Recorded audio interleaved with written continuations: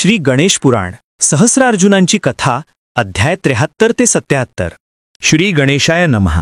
देवराज इंद्र शूरसेन राजाला म्हणाले, हे राजा, कृतवीर्यांनी अत्रि ऋषींच्या मार्गदर्शनानुसार संकष्टी चतुर्थीचे व्रत मोठ्या निष्ठेने केले। त्या व्रताचे यथाविधी उद्यापनही केले। त्या व्रताच्या पुण्यप्रभावाने राणी सुगंधा यांनी एका पुत्राला जन्म दिला। इथे गणेश कृपेने लाभलेले ते पुत्र मोठे तेजस्वी असतील असे तुम्हाला वाटणे साहजिकच आहे, पण तसे घडले नाही। ते पुत्र अतिशय सुंदर होते, पण त्यांना हात पाय नव्हते। त्या अपंग बालकाला पाहून राजा राणीला शोक अनावर झाला। ती उभयता रडू लागली। काय करावे हेच त्यांना सुचेना। कृतवीर्यांचे गधांजींनी त्या दोघांचे सांत्वन केले। ते कृतवीर्यांना म्हणाले, महाराज, हे पुत्र आपल्याला मोठ्या तपश्चर्येने लाभलेले आहेत। हे पुत्र श्री गणपतींचा प्रसाद आहेत। यांना असे जन्माला घालण्यात त्या श्री गणपतींचाच काही विशिष्ट हेतू असावा। त्याचे प्रत्यंतर यथावकाश येईलच, तोपर्यंत तुम्हाला धीर धरावा लागेल। काळ हे सर्व वेदनांवरचे बहुगुणी औषध आहे। श्री गणपतींच्या कृपेने सर्व काही ठीक होईल। तेव्हा कृतवीर्यांनी कसेबसे स्वतःला सावरले आणि त्यांनी सुगंध राणीलाही परोपरीने समजावले। त्यानंतर त्यांनी नगरात साखर वाटली। ब्राह्मणांना बोलावून त्या बाळांचे जातकादी संस्कार करून घेतले। 12व्या दिवशी त्या बाळाचे छानसे बारसे देखील केले आणि त्या बाळाचे कार्तिवीर्य असे नाव ठेवले। अशी 12 वर्षे लोटली। एके दिवशी भगवान दत्तात्रेय महाप्रभू त्यांना भेटण्यासाठी आले। कृतवीर्यांनी भगवान दत्तात्रेय महाप्रभू यांचे उत्तम स्वागत केले। उच्चासनावर बसून त्यांची पूजा केली। आपल्या अपंग पुत्राला त्या महाप्रभू दत्तात्रेयांच्या चरणांवर घातले। महाप्रभू दत्तात्रेयांनी कार्तिवीर्यांचे अंतर्दृष्टीने अवलोकन केले आणि ते म्हणाले, हे कृतवीर्या, संकष्टी चतुर्थीचे व्रत करताना तुम्ही रात्रीच्या वेळी आचमन केले नाही, त्यामुळे तुम्हाला असे पुत्र झाले आहेत। पण काळजी करू नका, मी यांना एकाक्षर मंत्राचा उपदेश देतो। या मंत्राचे यांनी 12 वर्षे भक्तिपूर्वक अनुष्ठान करावे। या योगाने श्री गजाननांची प्रसन्नता लाभून हे अव्यंग होतील। त्या वचनांनी राजाला मोठे समाधान वाटले। कार्तिवीर्यांना एकाक्षर मंत्राचा उपदेश करून श्री दत्तात्रेय महाप्रभू विश्वसंचारार्थ निघून गेले। गुरुसंततीचे मूळपीठ, सर्व संप्रदायांचे प्रवर्तक, तपस्व्यांचे तपस्वी, सिद्धांचे सिद्ध अशा दत्तात्रेयांनी अनुग्रह दिल्यामुळे कार्तवीर्य अतिशय धन्य झाले। कार्तवीर्याच्या मनात तपश्चर्येची उत्कट इच्छा निर्माण झाली।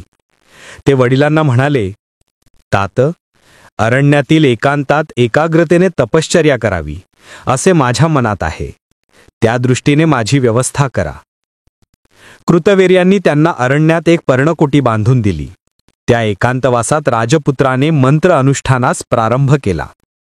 त्यांनी वायुभक्षण करून 12 वर्षे कठोर तपश्चर्या केली। त्या आराधनेने श्री गणपती प्रसन्न झाले। त्यांनी कार्तवीर्यांना दर्शन देऊन इष्ट वर मागण्यास सांगितले। त्यांनी नतशीर्ष होऊन त्यांना वंदन केले व म्हणाले, हे गणाधीश, तुम्ही दर्शन दिलेत यातच सर्व काही आले। माझी तुमच्या ठाई असलेली भक्ती अढळ राहो। मला तुमच्याकडून कसलीही अपेक्षा नाही, पण माझ्या मातापित्यांना बरे वाटावे म्हणून मला अव्यंग करा। श्री गणपतींनी कार्तवीर्यांवर कृपादृष्टी टाकून त्यांना सहस्र हात व 2 पाय दिले। त्यामुळे त्यांना फारच आनंद झाला। श्री गजाननांचा जय जयकार करत ते नृत्य करू लागले। त्यांनी दत्तात्रेयांचेही गुणगान केले। त्या प्रसंगी अनेक देवता प्रकट झाल्या। त्या देवदेवतांनी कार्तवीर्यांना अनेक वर आणि दिव्य शस्त्रास्त्रे देऊन सामर्थ्यवान केले।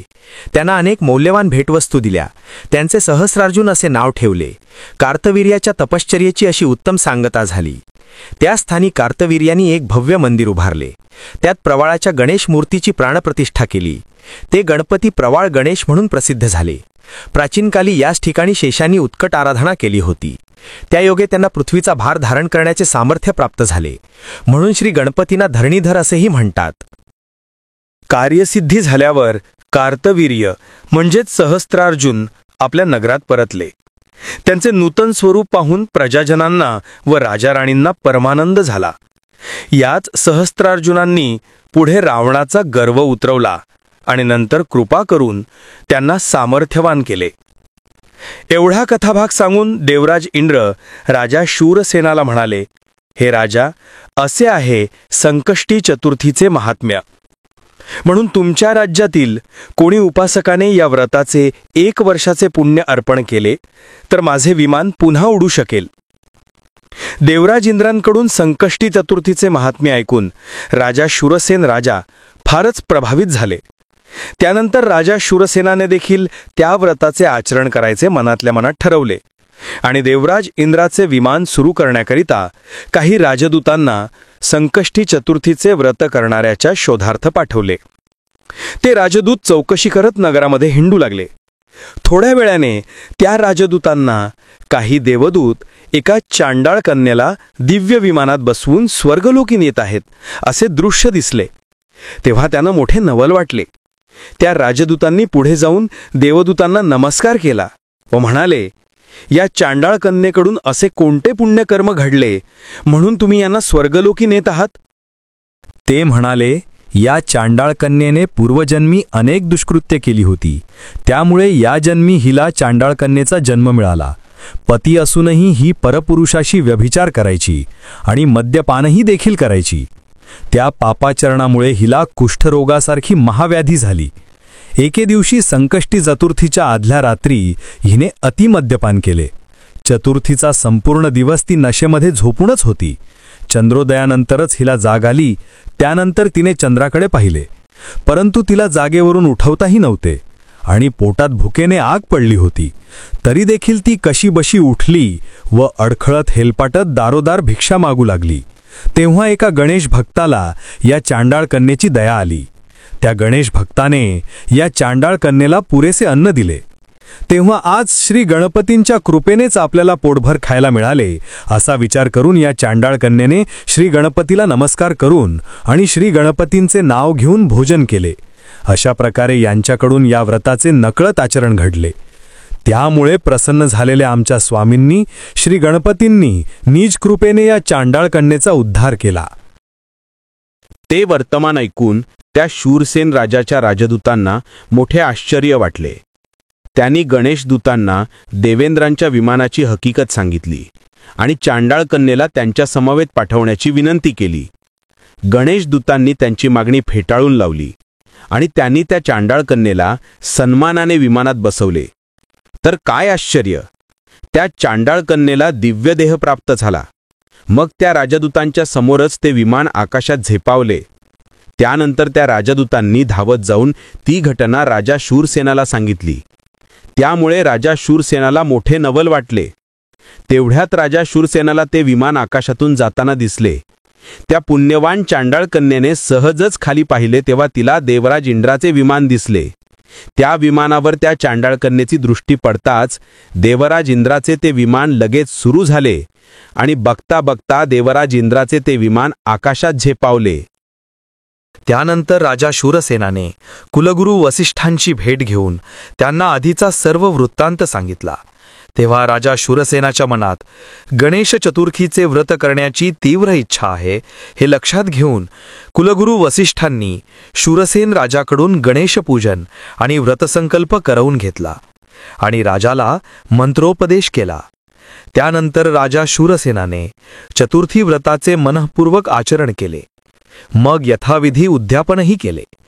शूरसेन राजाच्या व्रतसेवेने श्री गणपती अतिशय प्रसन्न झाले. श्री गणपतींनी शूरसेन राजाला गणेशलोकी आणण्यासाठी दिव्य विमान पाठवले, पण प्रजेला टाकून येण्यास ते तयार होईनात. म्हणून गणेशदूतांनी त्यांच्या नागरिकांनाही विमानात घेतले. त्यामध्ये ज्याच्या दृष्टीच्या प्रभावाने देवराज इंद्राचे विमान खाली उतरले होते तो श्वेतकुष्ठ झालेला वैश्यवर्णीय राजसेवकही होता. त्या कुष्ठी राजसेवकांमुळे त्या विमानाची गती खुंटली. म्हणून गणेशदूतांनी त्याला तात्काळ खाली उतरण्यास सांगितले. या गोष्टीला शूरसेन राजाने तीव्र विरोध केला व म्हणाले, तुम्ही याला का खाली उतरवता? याचाही उद्धार का करत नाही हे मला कळलेच पाहिजे. तेव्हा त्या गणेशदूतांनी शूरसेन राजाला उत्तर दिले, राजा, पूर्वी गौड देशात गौड नामक एक ब्राह्मण गृहस्थ राहत असत. ते वेदज्ञ व मोठे पंडित होते. त्यांच्या पत्नीचे नाव शाकिनी असे होते. या दाम्पत्यास एक पुत्र होता. त्याची पत्नी सावित्री अतिशय सुशील व पतिव्रता होती. तिची उपेक्षा करून तो विप्रपुत्र एका गणिकेच्या नादी लागला. तो दिवस दिवस घरी फिरकत नसे. कायम ते गणिकेकडेच पडलेला असे. या धर्मबाह्य आचरणामुळे त्याच्या आईवडिलांना आणि पत्नीला फारच मनस्ताप होत असे. एके दिवशी त्या विप्रपुत्राने आपल्या घरातील सर्व दागिने त्या गणिकेला देऊन टाकले आणि घरात चोरी झाल्याची बोंबाबोंब केली. आपल्या पतीचे खोटे वागणे पाहून सावित्री हातबल झाली. तिची अवस्था पाहून गौड ब्राह्मणाला इतका राग आला की त्यांनी त्या गणिकेच्या घरी जाऊन आपल्या मुलाची त्या गणिकेसमोरच कानउघाडणी केली. तेव्हा त्या दुष्टाने आपल्या वडिलांना इतके बदडले की ते तिथेच गतप्राण झाले. त्यांचे निष्प्राण कलेवर दूर टाकून तो विप्रपुत्र पुन्हा गणिकेकडे आला. ती रात्र त्याने मध्याच्या धुंदीत आणि गणिकेशी अंगसंग करण्यात घालवली. दुसऱ्या दिवशी तो दुष्ट विप्रमुलगा घरी परतला. तेव्हा त्या विप्राच्या आईने त्याच्यावर तोंडसूक घेतले.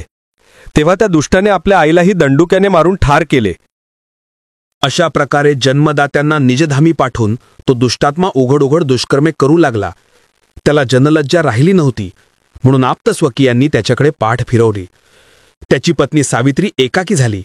आपल्या पतीला सन्मार्गावर आणण्याचा सावित्रीने खूप प्रयत्न केला पण उपयोग झाला नाही.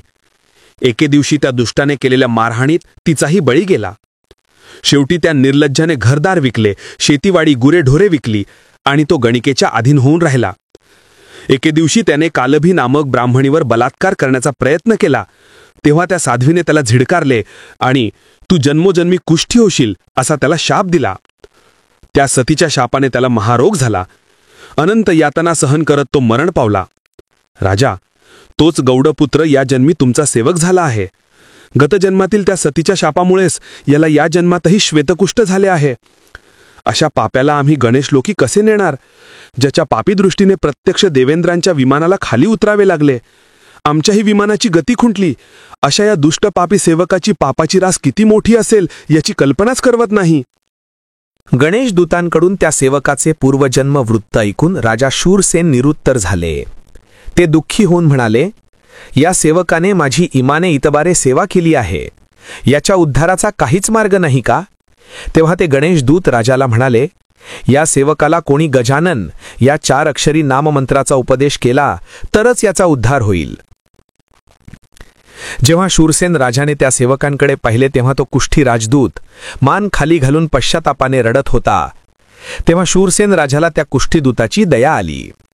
शूरसेन राजाने श्री गणपतींचे स्मरण करून त्या देवादिदेवांना या सेवकांचा उद्धार करा अशी विनंती केली आणि त्याच्या कानात गजानन मंत्राचा उपदेश केला. तर काय आश्चर्य, त्याचे कोड नाहीसे होऊन त्याची अंगकांतीही उजळली. मग त्याला बरोबर घेऊन राजा शूरसेन आपला परिवार, आप्तजन, मित्र व नागरिक यांच्यासह गणेश लोकी गेले. श्री गणेश पुराण अध्याय 73 ते 77 समाप्त. श्री गणेश पुराणाचे मागील अध्याय पाहण्यासाठी प्लेलिस्ट चेक करणे. व्हिडिओ आवडल्यास व्हिडिओला लाईक, शेअर, कॉमेंट आणि सबस्क्राईब करा. शेजारील बेल आयकॉनचे बटन प्रेस करा म्हणजे तुम्हाला माझ्या येणाऱ्या नवीन व्हिडिओचे सर्व नोटिफिकेशन मिळेल. व्हिडिओ बघितल्याबद्दल धन्यवाद.